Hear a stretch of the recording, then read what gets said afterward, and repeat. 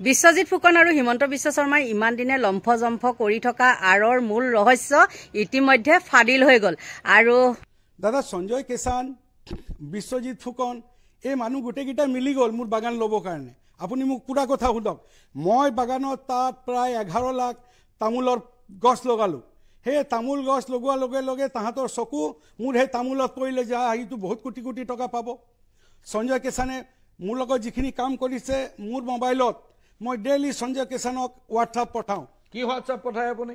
মই দি আছোঁ, আপুনি চাওক, দেখাওক। সকলো বন্ধু বান্ধৱীকে স্বাগতম জনাইছোঁ মোৰ ভিডিঅ'টোৰ মাজলৈ।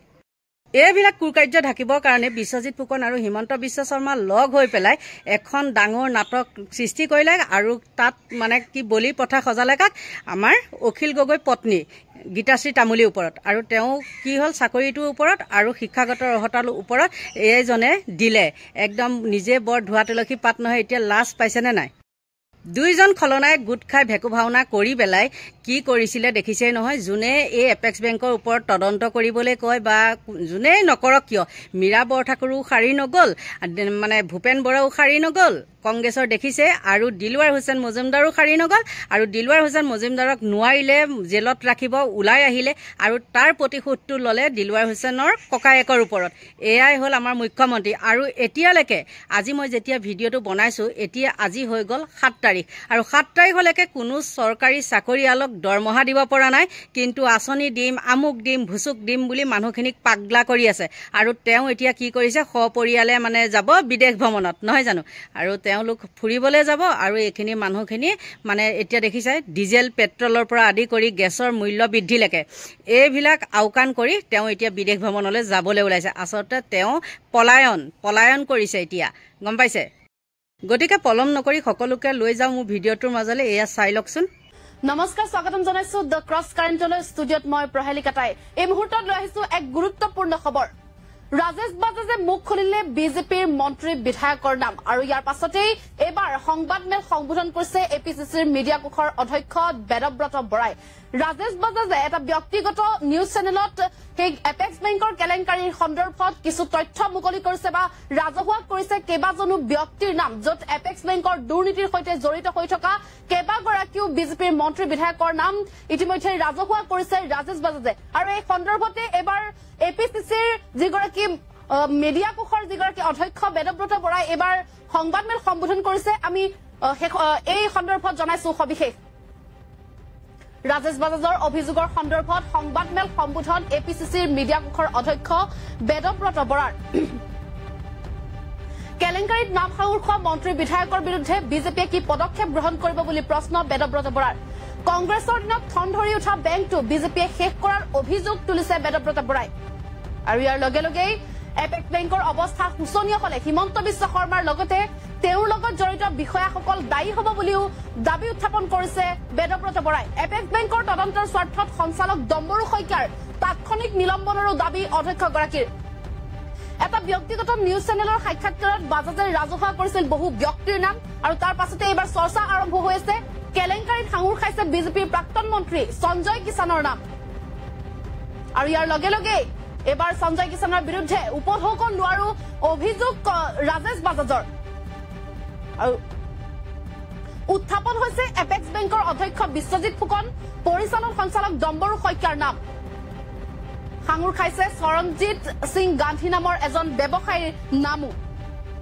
এনেদৰেই এটাৰ পাছত এটাকৈ যি এপেক্স বেংকৰ কেলেংকাৰী বা দুৰ্নীতি, সেই দুৰ্নীতিৰ সন্দৰ্ভত যি মূল অভিযুক্ত ৰাজেশ বাজাজে এটা ব্যক্তিগত নিউজ চেনেলত সাক্ষাৎকাৰ প্ৰদান কৰাৰ মুহূৰ্তত এনেদৰে তেওঁ ৰাজহুৱা কৰিছিল ব্যক্তিৰ নাম সঞ্জয় কিষাণ, যি বিজেপিৰ প্ৰাক্তন মন্ত্ৰী সঞ্জয় কিষাণ, সেই যি কেলেংকাৰীৰ লগত জড়িত থকাৰ অভিযোগ উত্থাপন কৰিছে।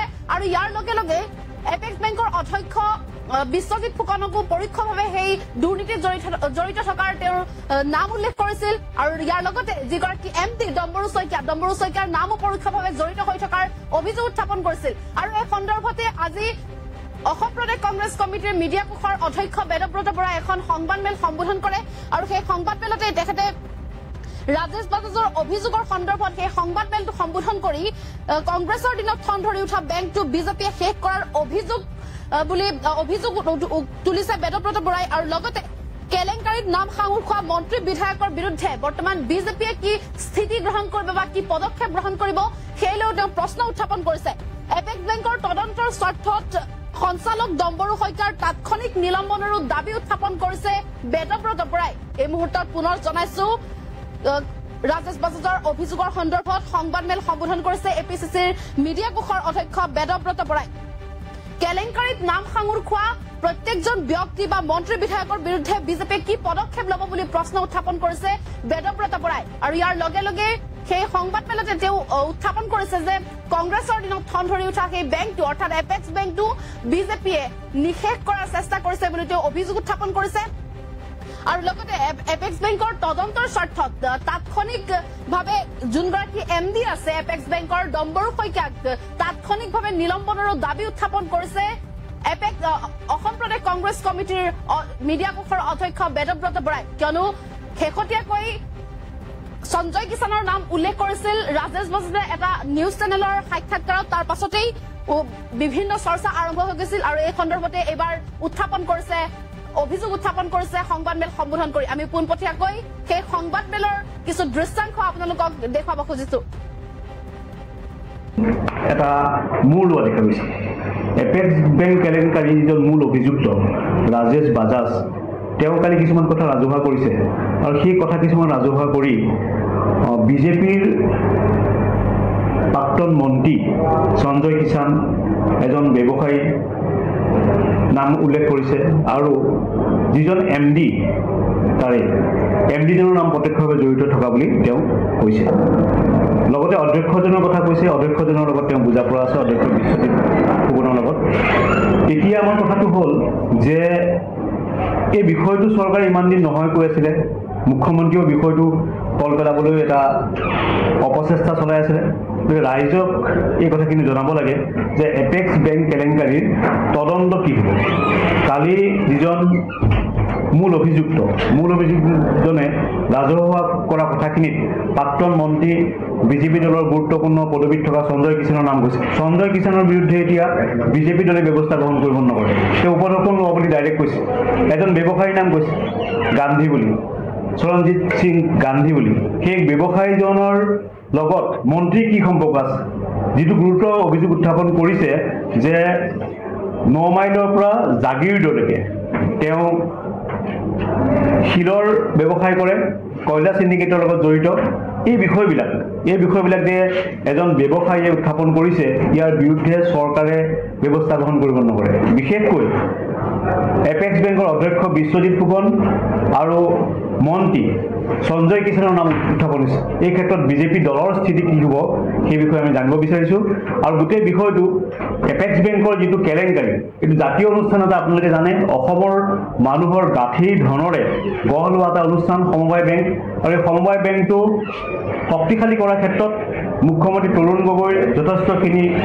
অৱদান আছিলে অৰিহণা আছিলে গতিকে এতিয়া কংগ্ৰেছৰ দিনত ঠন ধৰি উঠা এই বেংকটো তেওঁলোকে শেষ কৰিব বিচাৰিছে বেংকলৈ যদি এতিয়া বেংকটো যদি বেয়া অৱস্থা হয় তাৰ বাবে দায়ী হ'ব সেই সময়ৰ অধ্যক্ষ তথা বৰ্তমানৰ মুখ্যমন্ত্ৰী হিমন্ত বিশ্ব শৰ্মা আৰু তেওঁৰ লগত জড়িত বিষয়াসকল গতিকে আমি এই বেংকটোৰ তদন্তৰ স্বাৰ্থত আমি যিজন এমডি শইকীয়া তেখেতক ইমিডিয়েটলি মই খুব তাৎক্ষণিকভাৱে আমি তেখেতক নিলম্বন কৰাটো বিচাৰিছোঁ যেনে প্ৰকৃত তদন্তৰ স্বাৰ্থত আমি বাৰ এছ'চিয়েশ্যনৰ লগত আছোঁ আপোনালোকে জানে আমি পূৰ্বতেও কৈছোঁ যে গুৱাহাটীৰ ঐতিহ্যমণ্ডিত গুৱাহাটী উচ্চ ন্যায়ালয়খন স্থানান্তৰ কৰাৰ ক্ষেত্ৰত বাৰ এছ'চিয়েশ্যনে যিটো স্থিতি লৈছে সেই স্থিতিক আমি সমৰ্থন কৰিছোঁ আৰু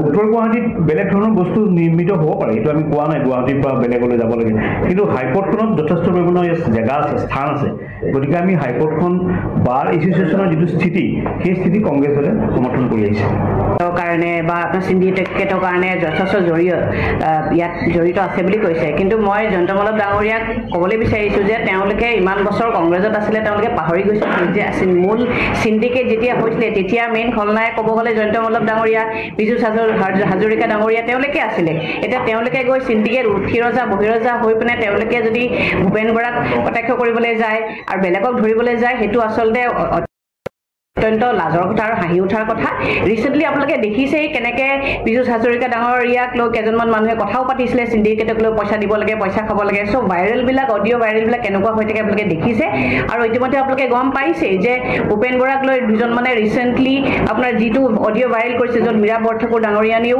আপোনাৰ তাতে হাঙুৰ খাই আছিলে কিন্তু তাতেতো আপোনালোকৰ মীৰা বৰঠাকুৰ ডাঙৰীয়ানী বা ভূপেন বৰা ডাঙৰীয়া অলৰেডি পুলিচত দিছে এজাহাৰ আৰু তদন্ত কৰিবলৈ ইভেন মুখ্যমন্ত্ৰী ডাঙৰীয়াকো কৈছে চ' আমি এইটোৱে ক'বলৈ যাম যে যোনে আগতেই চিণ্ডিকেট চলাই আহিছে তাত এক্সপাৰ্টিজিম পাই থৈছে তেওঁলোকে যদি এইবিলাক ধৰণৰ মন্তব্য দিয়ে তেতিয়াহ'লে বস্তুটো দেখিবলৈ দেখিলে আৰু শুনিলে নহয়নে আৰু কি ক'ব মাত হৰি গৈছেনে নাই কওক আৰু তাৰ পিছতো কিছুমান ইয়াই ধেমা ধৰাই আহি পেলাই মোক মানে কামুৰিবলৈ নেৰে দেই আৰু ইমানেই ভাল পায় কিয় নাজানো মোক কামুৰি বৰ মজা পায় গতিকে সকলোকে ভগৱানে ভালে কুশলে ৰাখক তাকে কামনা কৰি আৰু মোৰ ভিডিঅ'টো ইমানতে সামৰণি মাৰিছোঁ বাই বাই